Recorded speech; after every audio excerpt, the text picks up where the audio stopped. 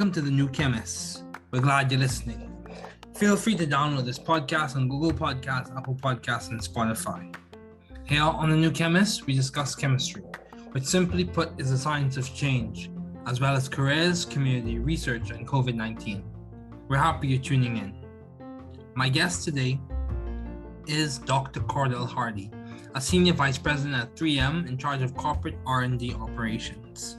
He serves in a variety of roles as a technical director, a global R&D manager, a technical manager, and a variety of other roles. He currently serves on a number of boards.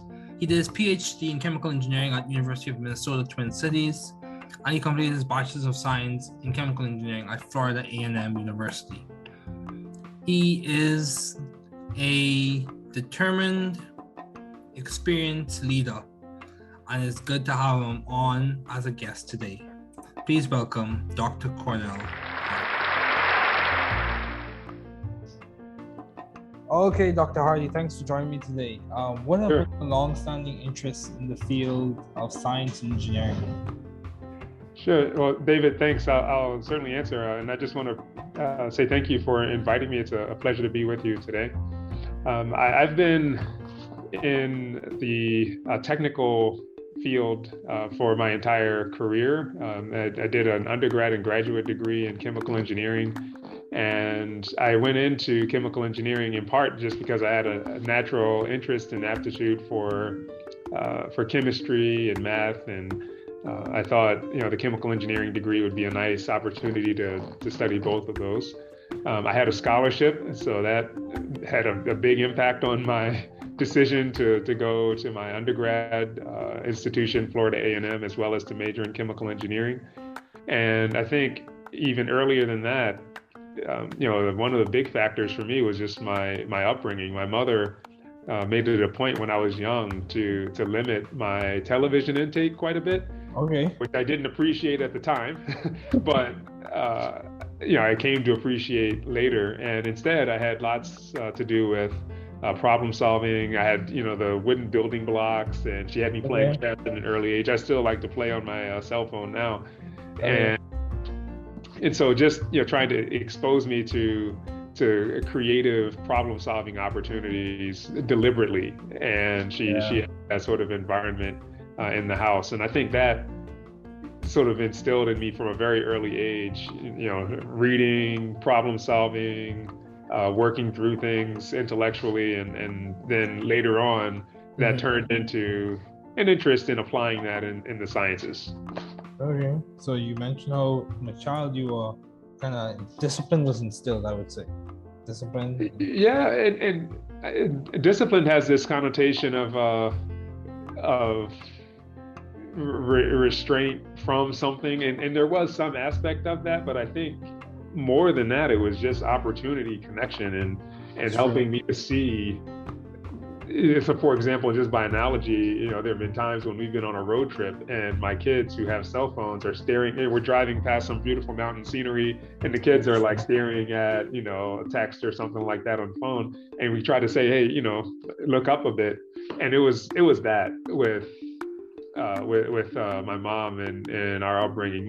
Neither of my parents has a technical background, but my sister and I both did doctoral degrees in engineering. My sister, was the first African American female in mechanical engineering to get a PhD at MIT. And wow! So yeah, I mean, so this is clearly there was something along, with how we were raised that connected into things that we did when we were older. Oh, that's good. That's good, man. That's good. Yeah. So I have a question. As a senior vice president at 3M, how do you maintain view of the bigger picture in your career and in your life in general? Just so I understand, just so I make sure I heard, how do I maintain a perspective? Yeah, perspective. A big picture perspective. How do you maintain that? Yeah, well, certainly, David. Our values and faith play into that some, and just having a broader perspective of life and self-existence, and why to have this time on the earth and what it means. Beyond that, just some of the grounding things around family and the pursuits outside of work, and actually having the chance to make a significant impact in the quality of life in family, community, society. It helps to take the me and the self-interest out of some of the pursuits. I mean, that's still there. I mean, you still want to be successful and you want to be recognized and affirmed, and it's nice to have some latitude as far as means to do things, but you know, the reality that we have a rather limited window on the planet to act. It helps to try to make it so that your priorities and your focus really should be beyond just you, right? Just me. You know, what's the impact and the benefit to other people, and how am I making the most of the capabilities and the gifts that I have to contribute. You know, where there are gaps or disparities or where there's suffering, if I can help to fix that, I find that, or to influence it, you know, I find that to be gratifying. And so having that sort of enduring, transcendent sense of purpose helps to keep perspective in the day-to-day. There are always going to be mundane, boring, or even downright unattractive or less than gratifying tasks to engage in, but those are the price of admission to, you know, being skilled and relevant and insightful and capable to wield impact. So that's kind of how I think about it. It's good. Yeah, it's good to have a higher framework, a higher point of reference when you have to like address certain issues. And you know, I would say, yeah, I do agree. We do have a limited time. So I think it was Dr. MLK who said, Martin Luther King who said, life's most urgent question is, what are you doing for others? Yeah. So yeah, I think that's very important. So within the realm of science and engineering, how have you been adaptive and creative? I know for a period of time you had your own lab, right? If I'm remembering correctly, you had your own lab at 3M. So the way you mean that is that I managed a laboratory, and that's certainly, that is true. I was a lab head for one of the businesses at 3M. The way I would frame that is I was a lab leader for one of the businesses at 3M. It's not my lab, it's a team. Everything happens through the context of a team. And it's, you know, it gets back to my previous question. It's not about me. And thinking of it that way in a sort of deep, profound way takes some of the articulated prestige out, but it actually allows me to represent what I do in the most effective way.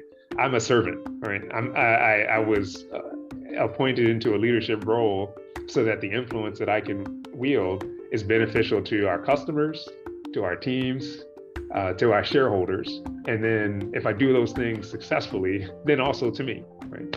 Okay. And so, you know, it's a great opportunity to serve in a leadership capacity. I really have enjoyed that opportunity. Even now, although I'm managing an organization that's not in a business per se. In fact, I'm the only U.S. headcount in our organization, and our team is very international and global.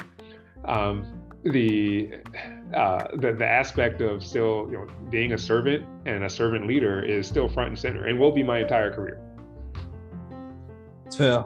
It's fair. So, in terms of ideas that you worked on, what nuanced ideas or interesting ideas did you work on as a lab head at 3M? Oh, sure. So, we over the years I've had a chance to be involved in a good number of interesting programs. In my first supervisory role, I was in our consumer business, and so there, the product lines were actually more mature. I was in the part of the company that sells Post-it notes and consumer adhesives. And the reason I would start there is that was the first time I had a chance to lead a commercialization program from the very inception and making a proposal and a pitch all the way through to commercialization and working on the process development in the manufacturing plant, as well as talking with marketers about the claim. So that sort of cross-functional, comprehensive commercialization experience was formative for me in our consumer.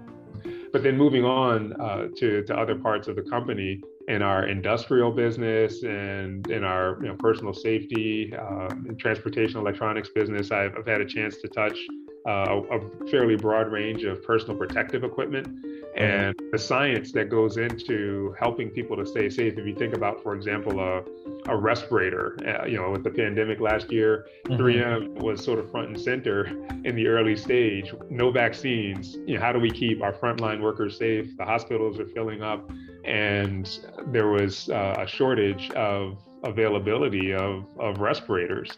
And so 3M increased its capacity for manufacturing disposable respirators by nearly, I think, 300% in just an amazing increase. The science involved in doing that, in part, was developed through research that was done in the team that I was managing at the time. In part, a lot of people involved, right? So I want to be careful to not overstate that there are a lot of people involved in this significant accomplishment.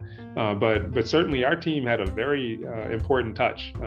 Those disposable respirators are electret filters, which means that they come with an embedded electrostatic charge that attracts particles such as virus-containing droplets and allows them to be very effective in filtering and helping to keep people safe. And so that would be just one example where, if you think about the number of respirators that are produced, the number of lives impacted, potentially the number of lives directly saved through reducing infection, spread of infection, very gratifying to be, even in a small part, involved with some of that work. In the role where I was just a leader, we had a chance to work on a range of commercial solutions. So these are products that a business would buy to provide their operations support. So it could be in branding or in cleaning and maintenance. And again, thinking about pandemic theme, one of the neat advances was a water activated wipe.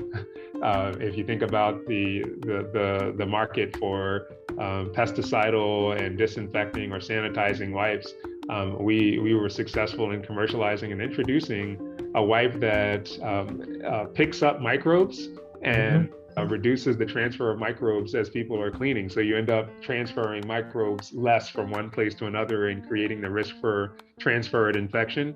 So that was a product that came through our business. And so, there have been lots of neat opportunities. One other interesting one, which is not materials based, which I had a chance to see in my previous role, was a visual attention system. And so if you can actually go and try this out for free, and as I understand, I think it's 3m.vas.com. And so 3m.vas.com, you can go to this website and you can upload an image. And from first principles, our neuroscientist and artificial intelligence expert created an algorithm that predicts where your eyes are going to look as you look at an image, and then gives a heat map on top of the image. So that's cool from one perspective, but it's useful for brand owners. If you're thinking about an ad or you have a storefront and you want to make sure it's designed properly, you can actually simulate your image and then simulate where people are going to look, and then redesign your ad or your image so that it communicates the message most effectively. So pretty interesting science ongoing at 3M. And there's a long list. We make thousands and thousands of products, and over time in a career as a manager in a group, you get a chance to touch quite a few. That's cool. So you mentioned how you had 300% efficiency, or you were able to improve the productivity of the company to 300% for that particular. The respirator production rate, so the capacity for production was increased significantly during the pandemic for respirators, and that was all stuff that was communicated publicly to the investing community. Okay, so I have a question. what do you think contributes to that increase in efficiency? Why not just 100%? What principle could you extrapolate from that someone could use to apply their own personal Sure. So yeah, David, it's a great question. 3M maintains significant trade secrets in this part of the business, and that's why we've been one of the reasons why we've been so successful That's fair. And so, but what I can say is that there is some world-class polymer science and process engineering that's it right there. that gets involved in the production of respirators that are as cost-effective and high-performing as 3M's. And so, we understand better than anyone else, I believe, how to adjust those levers, whether material or process, to try to drive productivity up. There was also, outright some capital allocation and great partnerships with governments all around the world to help in streamlining the deployment of capital to help enhance our production capacity in our plants as well. That's good. So my question to you is, what do you think complements creativity at 3M? Would you say, what's the driving factor? Would you say it's people just like having a good imagination, or would you say that's strategic? What's wonderful complementing the creativity at 3M? Wonderful question. And if you ask, even at 3M, if you ask a number of people, you might get a range of answers. So I'll share, my perspective here. And some of this is more on the absolute customer centricity. So some people say customer empathy. We're different than a purely academic organization in that we're for profit. So like the science that we're working on, the technologies we're developing do need to have sort of an economically productive end use and purpose. You get there by having a good understanding of your customer and their needs, not just today, but where they're headed, where the market is headed, where your competitors are headed, and having a good view of where the intersection of our capabilities and our strategic roadmap intersects with those needs are. And then that's just one thing. So maybe you can put that in the basket of insight. Another is in unparalleled technical breadth for 3M. We have what we call technology platforms, which means we have world-leading capability and expertise in a range of technical capabilities and technologies that are just not available at other companies. So there might be a company that knows a lot about adhesives, but there's no other company I'm aware of that has deep expertise in adhesives, abrasives, light management and multi-layer optical film, the processing and science for nonwovens with electronics and software systems, and the list goes on. We have 51 of those technology platforms that we actually represent similarly to a periodic table. And so part of our magic, our value proposition and innovation model involves being able to take those technology platforms and to combine them into unique and differentiated products that no one else can make because they don't have the depth of science capability in all of these different areas. Wow. So the technology basis and foundation for 3M would be another. And then I would add a collaborative culture. So 3M is not a holding company or conglomerate that's comprised of separate businesses that are just tied together through their financial relationship. We have a formally boundaryless technology culture and structure where our technical community is incentivized and expected to collaborate beyond just their scope. So I can call up, or as a researcher in the laboratory when I was an engineer, I could call up anybody around the company and ask for their consult or their support or guidance on solving problems relative to me. Of course, you have to be mindful of using people's time effectively, but as people advance in their careers here, part of how they're judged is how active they've been in the broader technical community of 3M. We resource that through what's called our technical forum, and it's a formal part of the company. It's grassroots organized, and they structure in the chapters that focus on the areas of emphasis that are relative to the technical interests and problems that people need to solve. We build that deeply into the way that the company runs. So this collaborative culture, and I should also add one important thing. With that comes funding. So if you have an idea and you need money for it, you can write it up and get it funded. You do have to compete for those funds, but there's an active mechanism to do that, and it goes outside of your formal priorities and business unit. You can actually get that money and then use it sort of in your 15% time to explore things that you believe are going to be important, but might not be established as priorities in your business. So those are three key ways that I think 3M has sort of fostered creativity over the years. The collaborative culture, the technology platforms, and really trying to drive an insight for our customers. Wow, that's good. So basically, you've codified your creativity to an economic sense. Yeah, so what you're hitting at there is how we account for that, and so those are what I just mentioned are maybe tactics or principles. Yeah. So along the same line of tactics and principles. So what would you say for your personal career has been a guiding strategy or theme for you that's complemented your success thus far? What's been the strategy that you've used? But I'm sure you've not been arbitrary. So no. Yeah, that's a good question. So some principles that I value and have valued: diversity in every sense. So that includes the obvious meanings. Thinking about gender and background, geographic origin. So trying to push for, even as an individual contributor, seeking out those environments where the idea exchange includes diversity, because I do believe that creativity is best when the perspectives are diverse. So and in technical acumen, so I am a scientist by training, and I should approach my thinking and my work, my communication in a technically sound way. Yep. And so there's a certain level of diligence and preparation that's associated with that. Even if you can't do it all the time exactly, like there's a formalism to thinking and structured thought in the scientific process that needs to be embedded. Yep.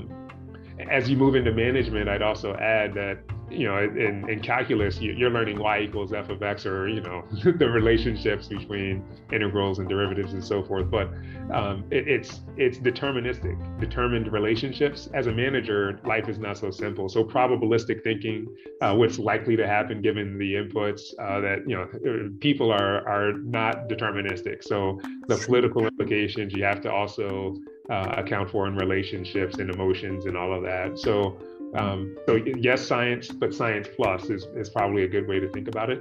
And then I'm a technical leader. So leadership is critical. The leadership part means the selflessness and leading with empathy. I would even say, in a sense, like there's this love piece to your customers, your direct reports. Like you really care about the people you serve, and that comes with a certain honesty and integrity around your business dealings and practice. Your heart's in the right place, right? So diversity, science, and personal growth, leadership aspect are things that have really been areas of focus, and then those are like sort of guardrails or guidelines, principles to think and live by. I'd also add though, the financial acumen piece. So whether you're in, I could talk about that part for a half hour, but prioritizing your work and your activities so that in a sort of net present value sense, your priorities are value accretive to your organization. If you're going to prioritize a project, inclusive of the costs and the time, that you're not diluting the value of your company. And so you gain experience and intuition around pointing yourself and then your teams towards things that are going to be valuable. And then the company has an economic incentive to pour investment your way because you create value, right? And so as you do that in increasing measure, then there tends to be, some of the recognition and advance and opportunity to grow and have different experiences and so forth. Oh, that's good. That's good. Yeah. So, how do you seek or find the right environment for you to thrive scientifically and intellectually? What allowed you to find 3M in the first place? How did you find 3M? Yeah, that's a fair question. To be honest, though, 3M found me. Okay. So I mentioned I was very fortunate to have a scholarship for undergrad. That scholarship happened to be funded by 3M company. Okay. And okay. So I have a question. Were you a GEM fellow? I was not a GEM fellow. I was an NSF fellow and a 3M fellow. So National Science Foundation had funded my graduate degree, and then 3M also provided some funding for the research as well. Okay. But the undergraduate was a scholarship through 3M where they actually funded outright the tuition and even some internships. Okay, that's good. That's good. So, given your responsibilities and accomplishments, how do you maintain a balanced life? Great question. I try. So, I am married to a wonderful wife of 18 years and have 4 kids. Oldest 16, youngest is 4, and so we're busy. One of the things, and people have asked me this, over the years at different times. One of the ideas that we've embraced is the same kind of thinking at work. You try to deploy that at home as far as cost benefit analysis and time value of money. If I'm spending all of my time doing chores, but I value the relationship and quality time with kids, then my priorities are out of sync. So what I'm saying is, if we're going to work this hard and long at the job, then we probably need to do things at home to streamline or automate whatever tasks we can. And so that's been part of what we've tried to do. That's good. Yes. So do you have any advice for those wanting to pursue the field you're currently working in? So management, in terms of chemical engineering. Sure. Okay. Sure. So since I've had a career to this point already, I'll answer from the vantage point of not going into engineering or graduate school or something like that. This is a presumption that you've already gone there and you're thinking about where to take your career. For the earlier stage, get trained well, right? Focus on relationships and your training, get good grades, take care of yourself, be healthy, all that stuff. Also, there are other episodes if you need to listen to some guides and graduate school. There are other episodes in this podcast series. So awesome. Listen to David's podcast. Awesome. Yeah. And then as you're thinking about you're an early stage, technical leader or professional individual contributor, and thinking about where to go. The industry, the market that you're poised to serve for the near term, is it attractive? Just as companies segment and strategize around prioritizing their projects, so can you, right? Are you working in the right area? All right, and so if the answer is yes, are you doing what you want in that area? Are you leading effectively? Sometimes people say, well, I'd like to be a manager. All right, well, examine your motives. Why do you want to do that? Is it so that you can feel the sense of having power and authority to direct people to do stuff, or to be recognized as being important and successful? I'm not saying those things are wrong, but they're not great motives from the vantage point of drawing out the best in yourself and the teams that you would lead. Because people can see your motives and how you behave. Oh yeah. So instead, I would kind of coach around leading for impact and maximizing your scale and your footprint in the favorable way for your end users, your stakeholders, your shareholders, employer.